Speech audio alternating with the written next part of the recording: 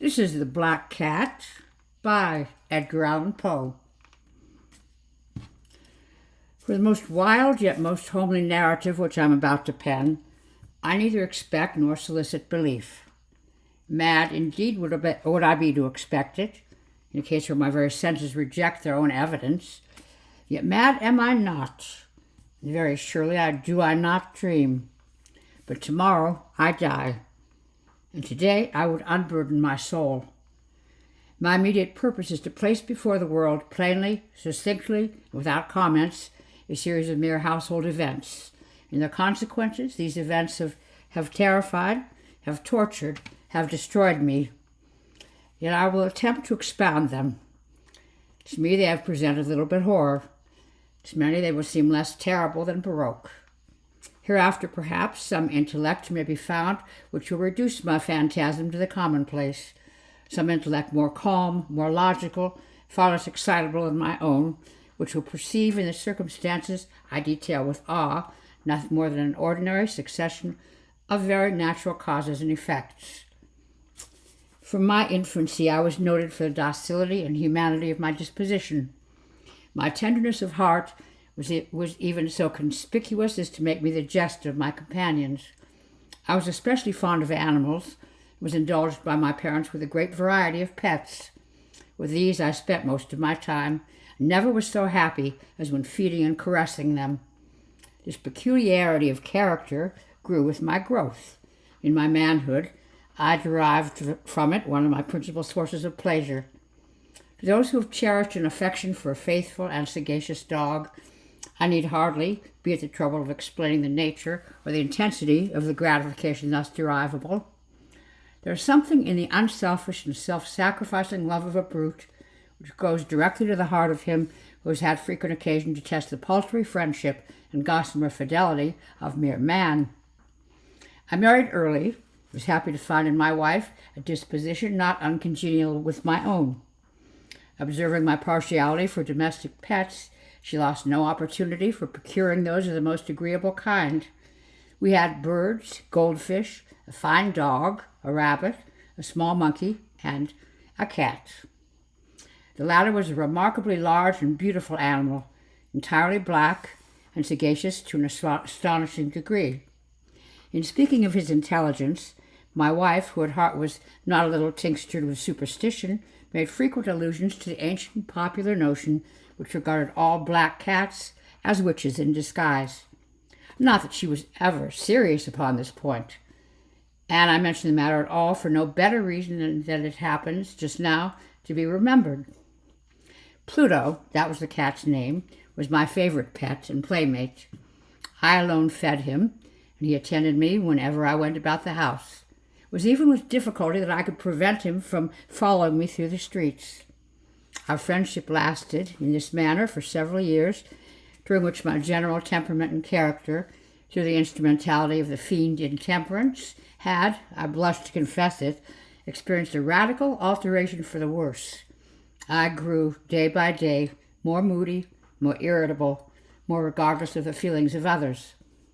I suffered myself to use intemperate language to my wife. At length I even offered her personal violence. My pets, of course, were made to feel the change in my disposition. I not only neglected but ill-used them.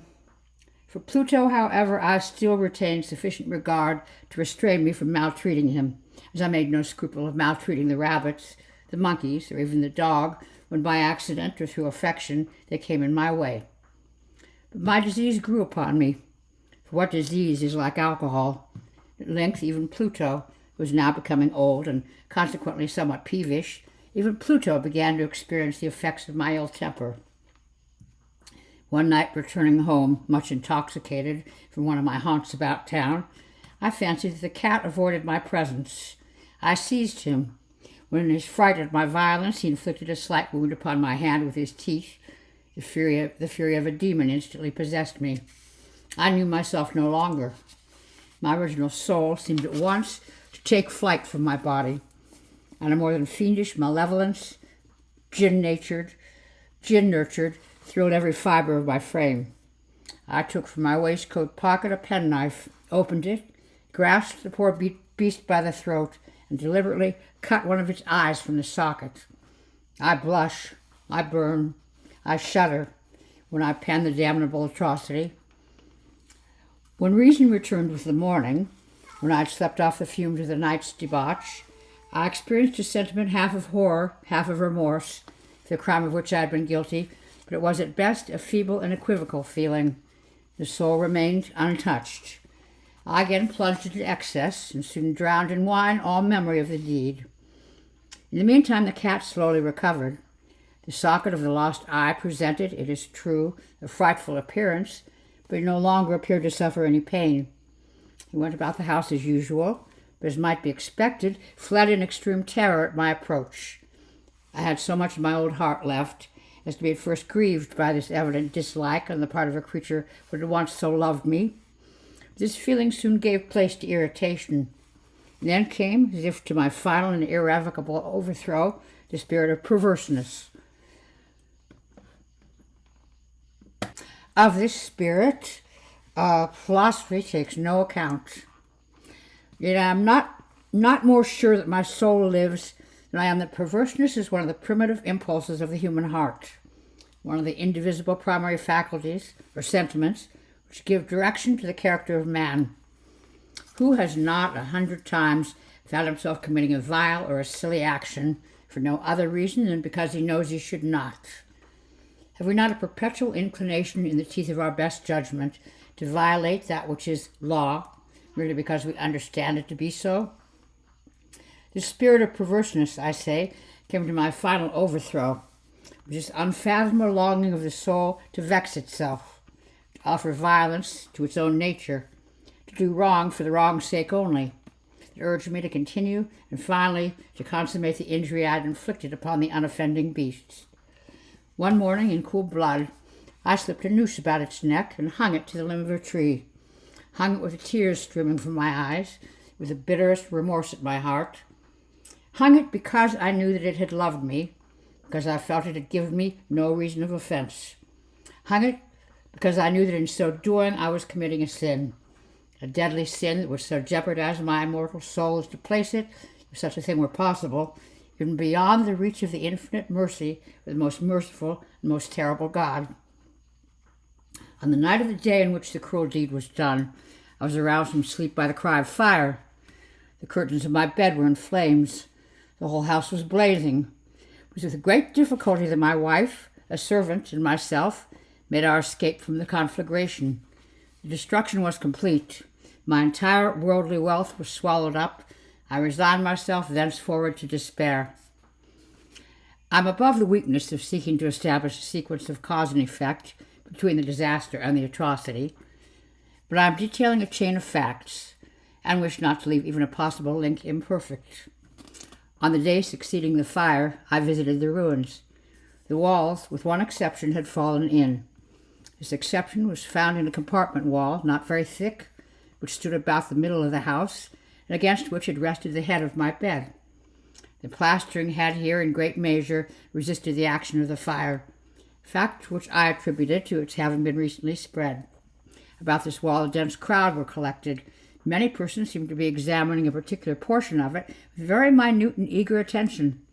The words strange, singular, and other similar expressions excited my curiosity. I approached and saw, as if graven upon the white surface, the figure of a gigantic cat. The impression was given with an accuracy truly marvelous. There was a rope about the animal's neck. When I first beheld this apparition, if I could scarcely regard it as less, my wonder and my terror were extreme. But at length reflection came to my aid. The cat, I remembered, had been hung in a garden adjacent to the house. Upon the alarm of fire, this garden had been immediately filled by the crowd, by someone of whom the animal must have been cut from the tree and thrown through an open window into my chamber. This had probably been done with the view of arousing me from sleep. The falling of other walls had compressed the victim of my cruelty into the substance of the freshly spread plaster, the lime of which, with the flames and the ammonia from the carcass, had then accomplished the portraiture as I saw it. Although I thus readily accounted to my reason, if not altogether to my conscience, for the startling fact just detailed, it did not nevertheless failed to make a deep impression upon my fancy. For months I could not rid myself of the phantasm of the cat, and during this period there came back into my spirit a half-sentiment that seemed but was not remorse. I went so far as to regret the loss of the animal, and to look about me among the vile haunts which I now habitually frequented for another pet of the same species, of somewhat similar appearance, with which to supply its place. One night as I sat, half stupefied, in a den of more than infamy, my attention was suddenly drawn to some black object, reposing upon the head of one of the immense hogsheads of gin or of rum which constituted the chief furniture of the apartment. I had been looking steadily at the top of this hogshead for some minutes. What now caused me surprise was the fact that I had not sooner perceived the object thereupon. I approached it and touched it with my hand. It was a black cat, a very large one, fully as large as Pluto, closely resembling him in every respect but one. Pluto had not had a white hair upon any portion of his body. This cat had a large, although indefinite, splotch of white covering nearly the whole region of the breast. Upon my touching him, he immediately arose, purred loudly, rubbed against my hand, and appeared delighted with my notice. This, then, was the very creature of which I was in search. At once offered no purchase of it. I at once offered to purchase it of the landlord, but this person made no claim to it, knew nothing of it, had never seen it before. I continued my caresses. When I prepared to go home, the animal evinced a disposition to accompany me. I permitted it to do so, occasionally stooping and patting it as I proceeded. When it reached the house, it domesticated itself at once, became immediately a great favorite with my wife. For my own part, I soon found a dislike to it arising within me. This was just the reverse of what I had anticipated, but I know not how or why it was, its evident fondness of myself rather disgusted and annoyed. By slow degrees, these feelings of disgust and annoyance rose into the bitterness of hatred. I avoided the creature. A certain sense of shame and the remembrance of my former deed of cruelty preventing me from physically abusing it.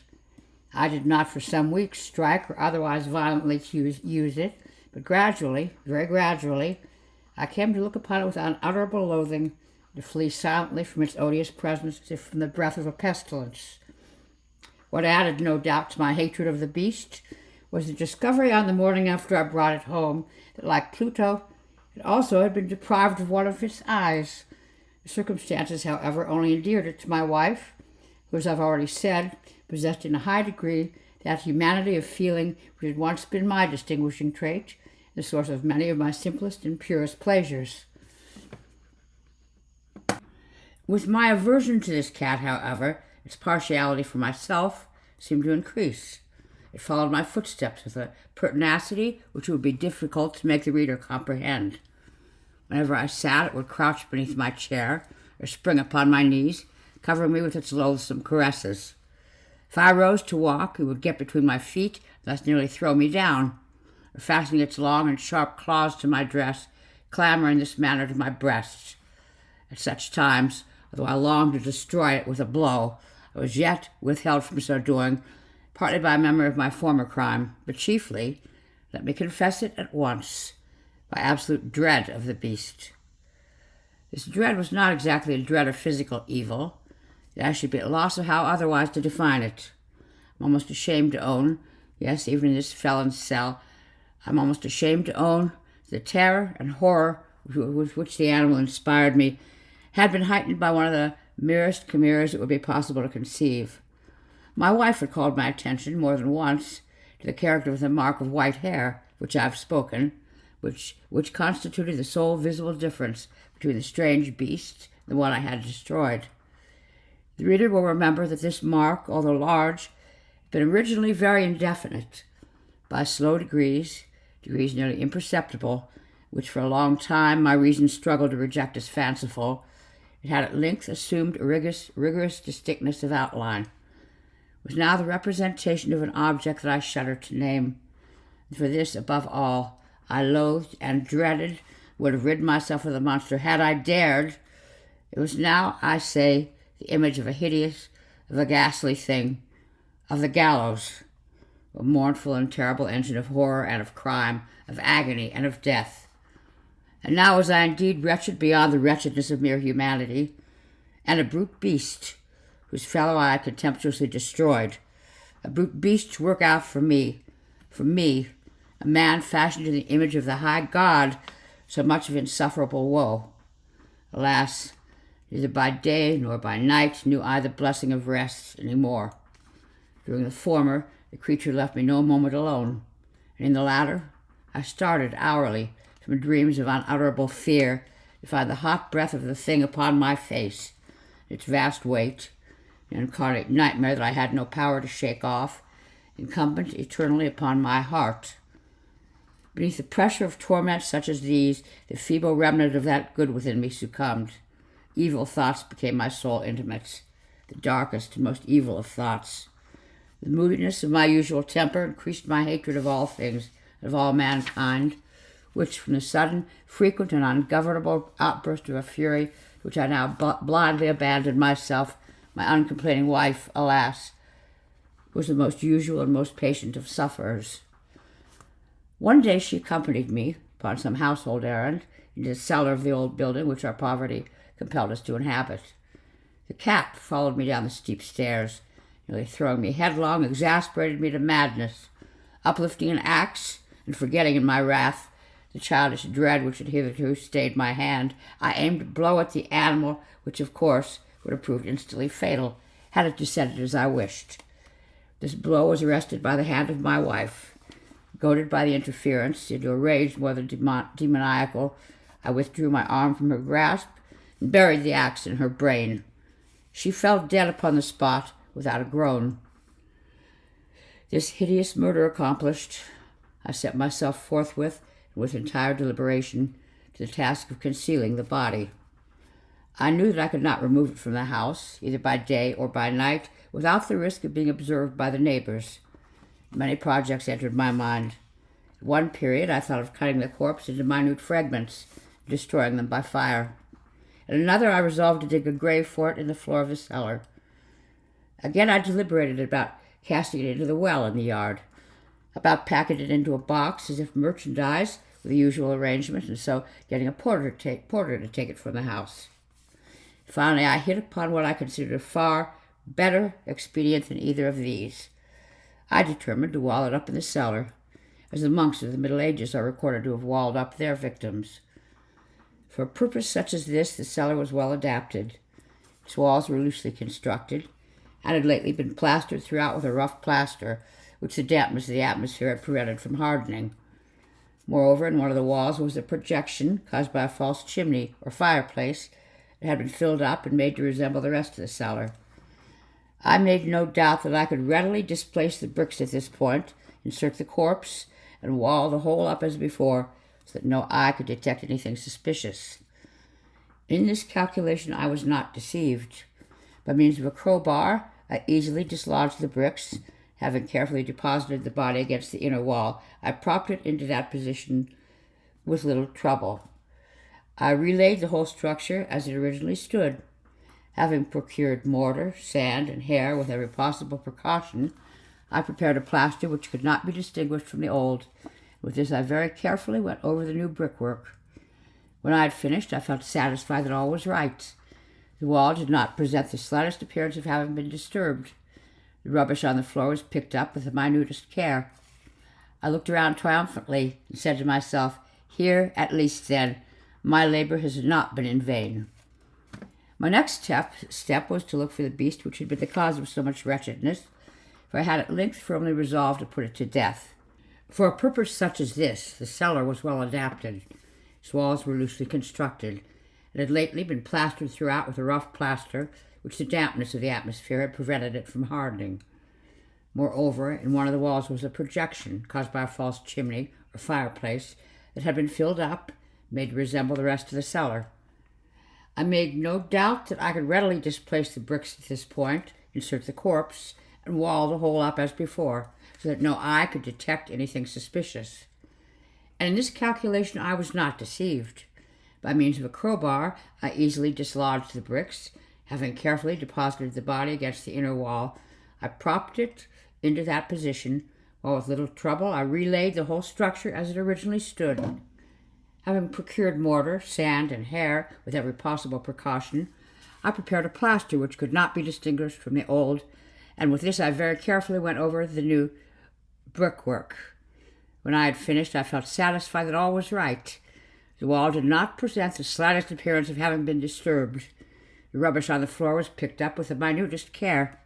I looked around triumphantly and said to myself, "Here at least, then, my labor has not been in vain." My next step was to look for the beast which had been the cause of so much wretchedness. If I had at length firmly resolved to put it to death. Had I been able to meet with it at that moment, there could have been no doubt of its fate. But it appeared that the crafty animal had been alarmed at the violence of my previous anger, and forbore to present itself in my present mood. It is impossible to describe or to imagine the blissful sense of relief which the absence of the detested creature occasioned in my bosom. It did not make its appearance during the night, and thus for one night at least, since its introduction into the house, I soundly and tranquilly slept. I slept, even with the burden of murder upon my soul.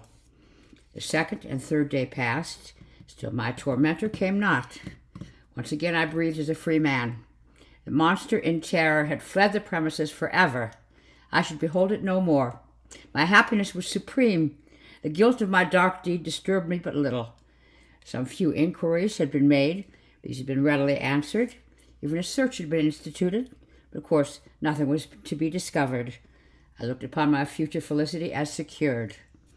Upon the fourth day of the assassination, a party of the police came very unexpectedly into the house, proceeded again to make vigorous investigation of the premises. Secure, however, in the inscrutability of my place of concealment, I felt no embarrassment whatever. The officers bade me accompany them in their search. They left no nook or corner unexplored. At length, for the third or fourth time, they descended into the cellar. I quivered not in muscle. My heart beat calmly as that of one who slumbers in innocence. I walked the cellar from end to end. I folded my arms upon my bosom, and roamed easily to and fro. The police were thoroughly satisfied and prepared to depart. The glee at my heart was too strong to be restrained. I burned to say but one word by way of triumph, and to render doubly sure their assurance of my guiltlessness. "Gentlemen," I said at last, as the party ascended the steps, "I delight to have allayed your suspicions. I wish you all health, and a little more courtesy. By the by, gentlemen, this is a very well-constructed house."